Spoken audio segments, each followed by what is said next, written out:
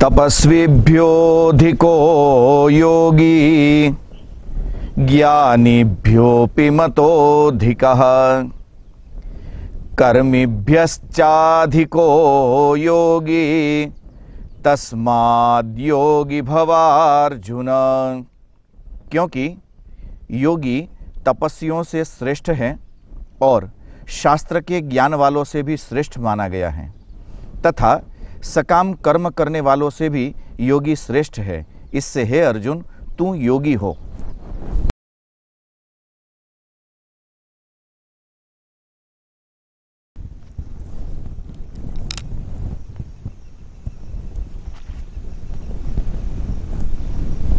तो सज्जनों, मुस्कुराइए। आप सभी को मेरा प्रणाम। जय सिया राम।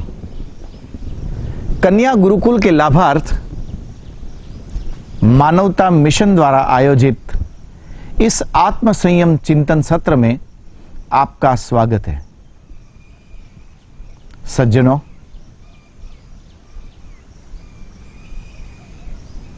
विगत कुछ माह से हमारी ये आत्म संयम की यात्रा चल रही है।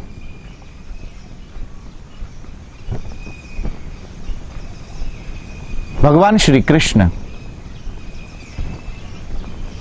आत्म संयम के इस मार्ग का उपसंहार करते हुए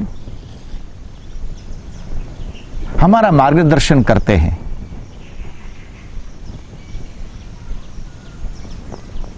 कि आत्म संयम के मार्ग पर चलने वाले प्रत्येक यात्री के लिए अत्यंत अनिवार्य है कि वह अपने आप को वृथा अहंकार से बचाकर रखे।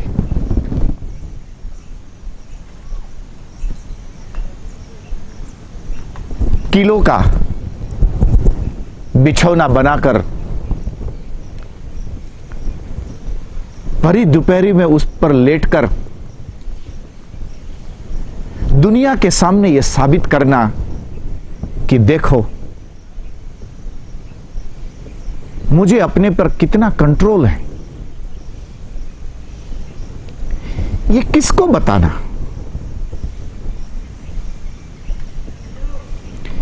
बड़े बड़े योगी आए, बड़े बड़े तपस्वी आए, बड़े बड़े महापुरुष आए, बहुत अच्छे राजा महाराजा आए।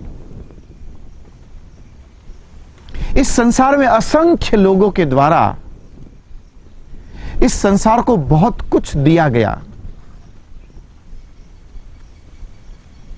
आज कौन किसको याद करे रोए जा रहा है। यहां तक कि जिस माता पिता अथवा परिवार के बड़े बुजुर्गों के द्वारा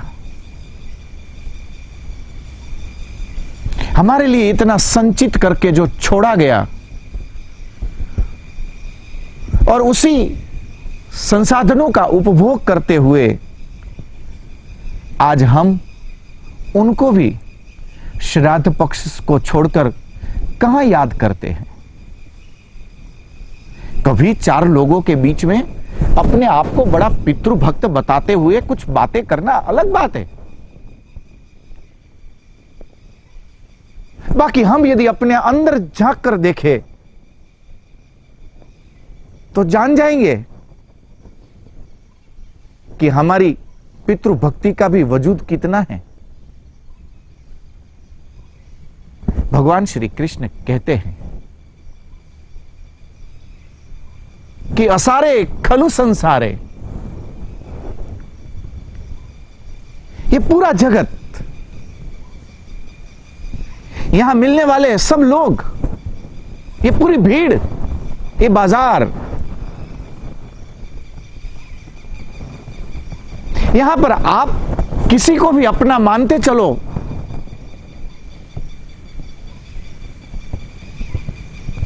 बाकी यहां इस संसार में आपका है कौन? वह बेटा जिसका हाथ पकड़कर एक बार पिता ने उसको इस बाजार में ढंग से चलना सिखाया, आज वह बेटा 4 चौपड़ी क्या पढ़ लिया। बाजार में 4 लोग उसको पूछने क्या लग गए, अपने बाप को ही उठकर पूछता है कि आप रहने दो बाबा, आप चुप बैठो, आपको पता नहीं है। क्या ये सब सुनने के लिए हमारे जीवन की कोई उपादेयता है? संपूर्ण जीवन की यात्रा करते करते व्यक्ति वृद्धावस्था में इसलिए पहुंचता है कि फिर से जिन लोगों को उसने अपना माना, उन्हीं की पराधीनता में अब वो आगे की यात्रा करेगा।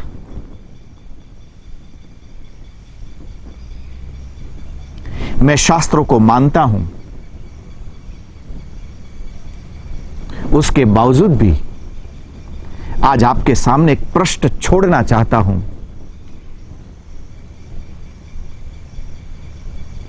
कि क्या मुक्ति तभी संभव हो पाती है जब आपका बेटा गंगा जी जाकर आपके लिए अंजलि छोड़ेगा?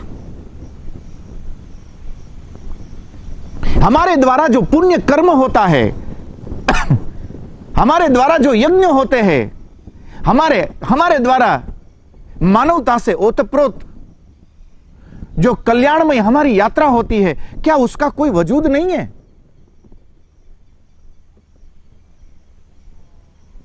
पुमिति नरकात् त्रायते इति पुत्रः, ऐसी व्याख्याएं करके कहीं ऐसा तो नहीं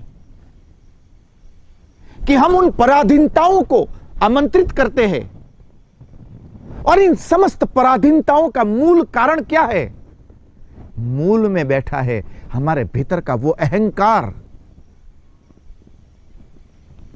जो मौका देखकर आपके व्यक्तित्व को भेदता हुआ जो बार बार बाहर आता रहा।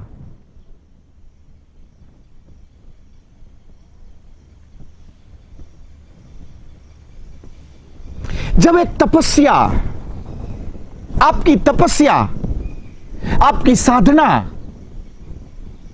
आपका हरि प्रेम, जब यह भी प्रदर्शन की विषय वस्तु बन जाए, इसे तो फिर अब कौन बचाए? अब तो वो कैसे बचेगा?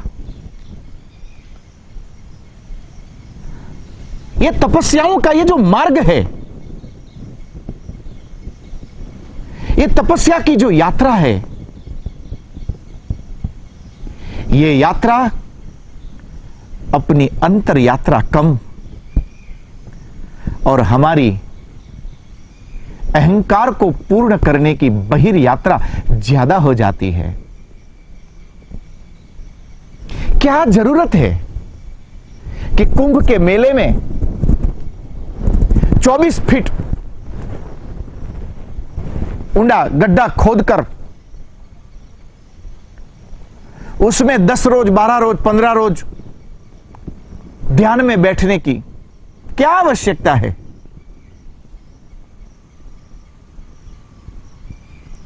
ये कितनी बालिश प्रवृत्ति है ये।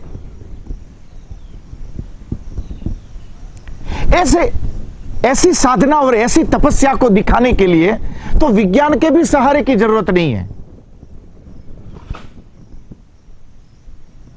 24 बाय 24 फीट के गड्ढे में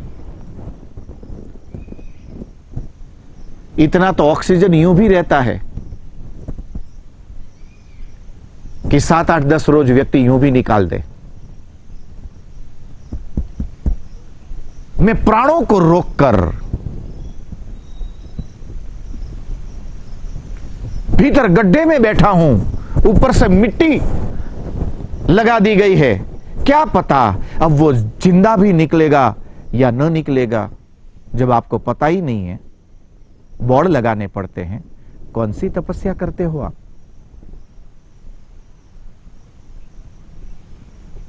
मंदिर जाने के लिए निकलो और 4 लोग आपके सामने बड़े संयमित होकर राम राम जी करे, मंदिर के बाहर लोगों को दान देते हुए आप नजर आओ, और जब वो आपकी ऑफिस अथवा आपकी दुकान पर कोई आ जाए तो आर्थिक रूप से उसका गला काटने के लिए भी आप तैयार रहो। ऐसी 2 मुही तपश्चर्या बातें अहिंसा की करो, किंतु भीतरी हिंसा का कोई मौका न गवाओ। क्या यह है तपस्या?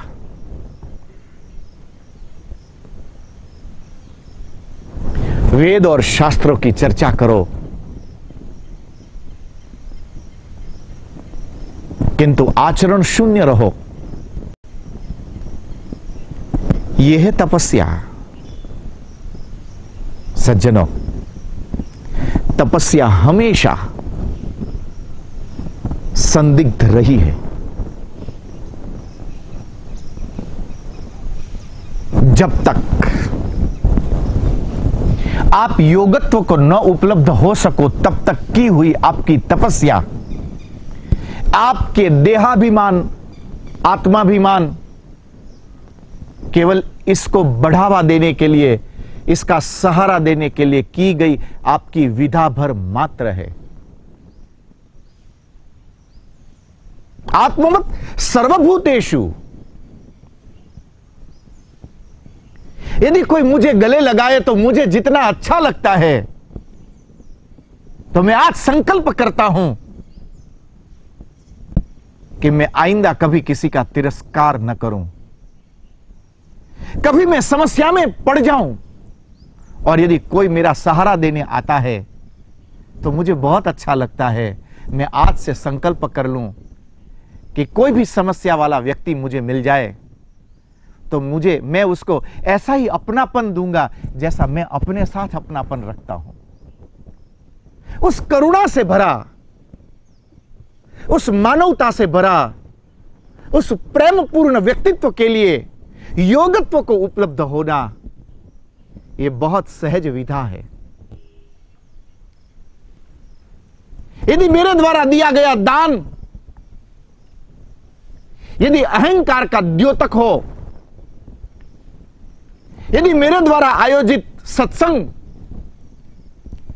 यदि मेरे अहंकार की पूर्ति के लिए एक साधन हो, तो ये दान, ये सत्संग, ये मंदिर, ये यज्ञ, ये साधना, ये सब अच्छे होते हुए भी व्यर्थ है।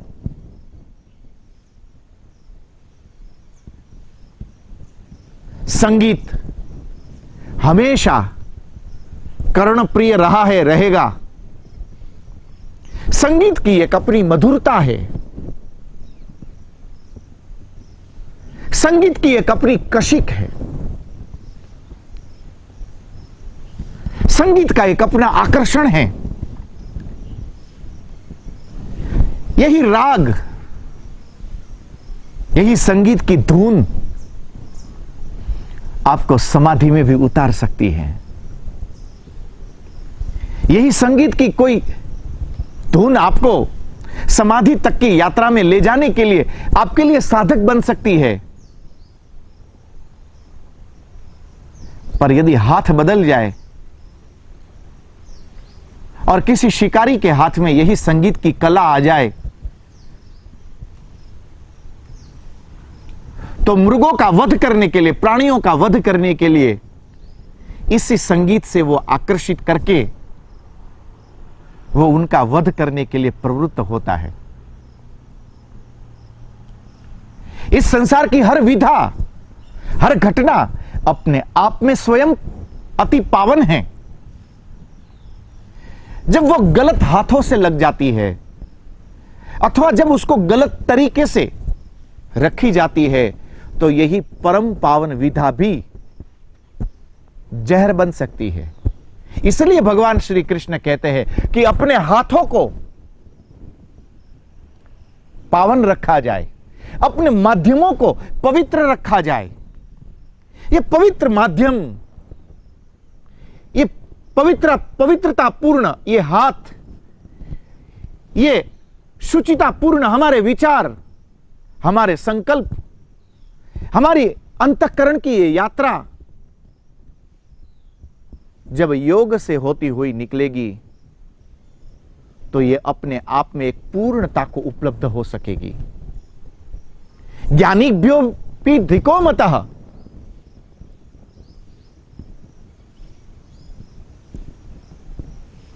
वो परानुभूति के लिए, उस स्वानुभूति के लिए, उस आत्मदर्शन के लिए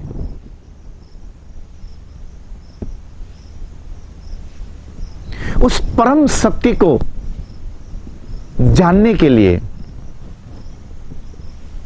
उस परम सत्य के साथ सहज हो पाने के लिए जो विचारों की, शब्दों की जो एक श्रृंखला है, ये वेद, उपनिषद, पुराण, धर्मशास्त्र, ये सब कुछ हमारी उन्नत वैचारिक यात्रा के सहायक साधन हैं। यदि ये न हो तो उन्नतिपूर्ण वैचारिक यात्रा कठिन हो सकती है, असहज हो सकती है, शायद असंभव भी हो सकती है।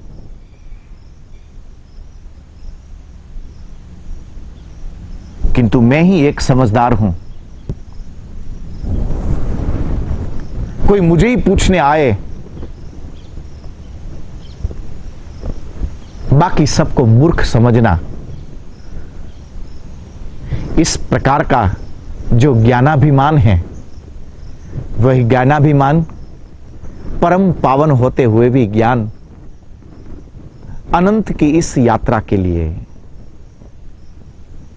ईश्वर के सानिध्य के लिए, उसके सातत्य के लिए यह बाधक हो सकता है, ये बाधा की यात्रा हो सकती है। हमारे द्वारा जितने कर्म होते हैं, यदि उस कर्म में आत्मवत् सर्वभूतेषु का सिद्धांत ही न रहा तो ये कर्म हमारे लिए विकार हो सकता है। ये कर्म और ये कर्म की यात्रा हमारे लिए विनाश की यात्रा हो सकती है।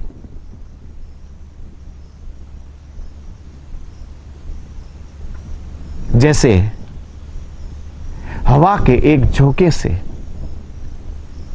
मंदिर की ध्वजा फड़फड़ाती रहती है, ठीक उसी प्रकार सकारात्मकता और नकारात्मकता के झोंकों से हमारा अस्तित्व भी फड़फड़ाता, थोड़ा सा कंपित रहता है।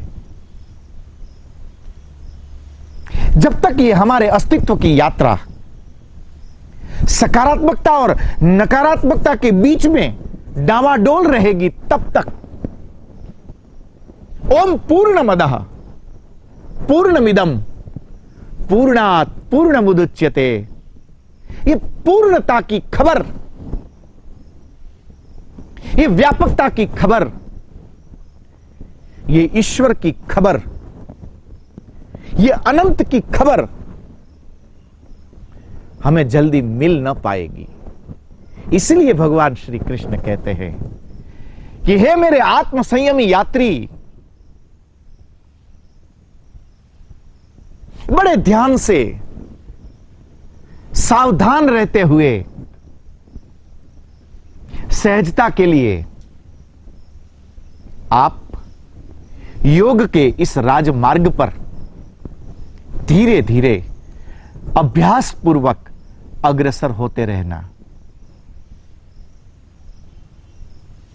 पश्याम्निशम जगदिदम क्षणभंग निष्ठः।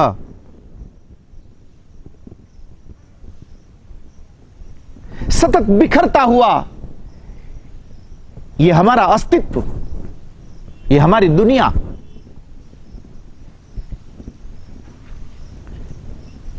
दिखता है कि ये मेरा है, ये मेरा है, बाकी सब कुछ स्वार्थ लागी करही सब प्रीति। जब तक स्वार्थ है, जब तक आपके पैर मजबूत है, जब तक आपकी भुजाओं में शक्ति है, जब तक आपके अधिकार में संपत्ति है, जब तक आप एक सत्ता के ऊंचे आसन पर बैठे हो, तब तक यही संसार आपको बड़ा विनम्र भासित होगा। किंतु ये छूट जाए, ये छूटते ही सब कुछ छूट जाता है, सबके व्यवहार बदल जाते हैं। श्रेय कोपी नवंतः खलु भाग्यवंत।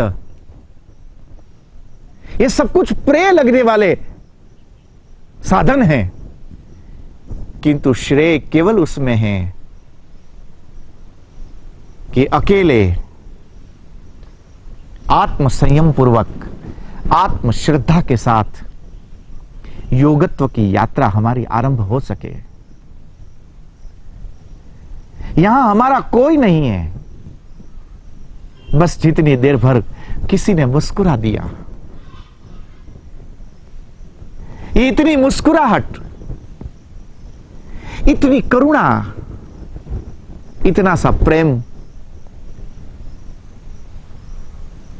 जैसे किसी सूखे रेगिस्तान में आप एक छोर से दूसरे छोर की यात्रा कर रहे हो और बीच में एक छोटा सा पानी का कोई सोता मिल जाए। ये पानी का सोता जितनी देर आपका है, ये लगने वाला सुख इतनी देर भर के लिए हमारा है, बाकी फिर से रेगिस्तान की उस यात्रा पर निकलना पड़ेगा। क्योंकि यदि न निकले तो यह रेगिस्तान कभी पूरा ही ना हो पाएगा, यह रेगिस्तान कभी खत्म ही ना हो पाएगा। नकारात्मकता के, क्लेश, दुख, समस्या, उपाधियों के इस रेगिस्तान से बाहर निकलने के लिए एक बार संकल्प भर के उठना है। भगवान श्री कृष्ण कहते हैं कि यदि वो योगत्व का संकल्प भरकर यदि आप उठो तो ये नश्वरता के रेगिस्तान को छोड़कर आप उस व्यापक ब्रह्म में यात्रा करने के लिए तैयार हो पाओगे, सज्ज हो पाओगे। सज्जनों, कल देवोत्थानी एकादशी है।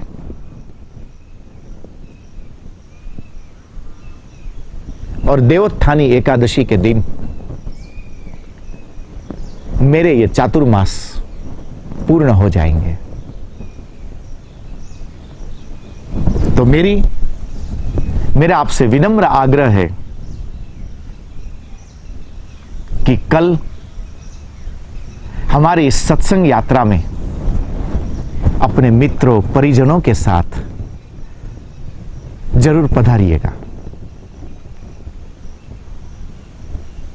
मेरी आपसे प्रार्थना है,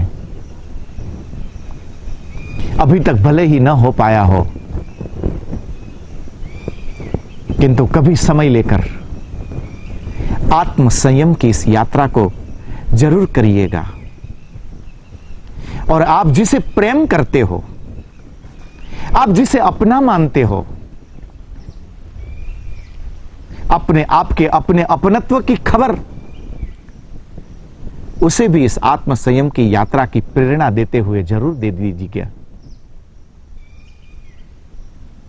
पूरे चातुर्मास की ये यात्रा पूरे चातुर्मास की ये आत्म संयम की ये यात्रा